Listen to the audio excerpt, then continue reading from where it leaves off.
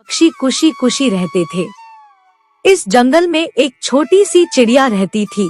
उसका नाम था टुनी।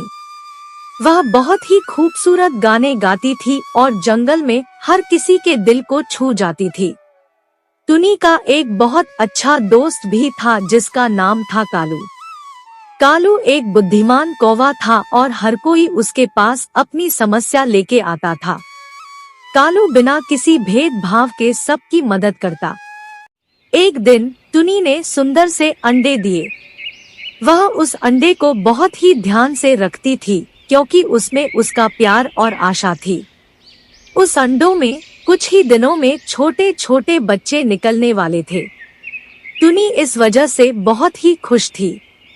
एक दिन टुनी अपने लिए खाना इकट्ठा करने निकल गई। लेकिन जब टुनी घर वापस आई तो उसने देखा कि उसका घोंसला खाली हो गया है।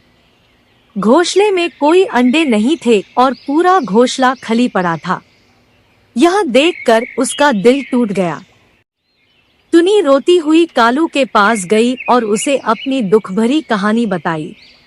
कालू भी टुनी के दुख को समझता था। वह टुनी को दिलासा देने के लिए उसके साथ उस अंडे की जांच करने गया। जब वे एक तोते के पास पहुँचे तो तोते ने बताया कि एक सांप आया था और उसी ने अंडों को खा लिया और वह से चला गया। यह सुनकर टुनी और कालू का दिल और भी ज्यादा टूट गया।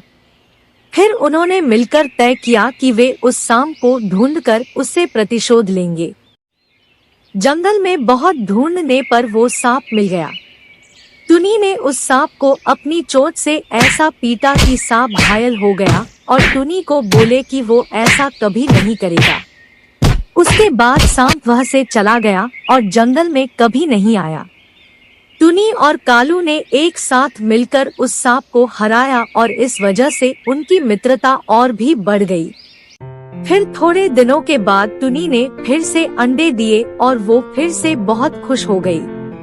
तो बच्चों, इस कहानी से हमें ये सीख मिलती है कि हमें अपने सच्चे मित्रों की मुसीबत में मदद करनी चाहिए।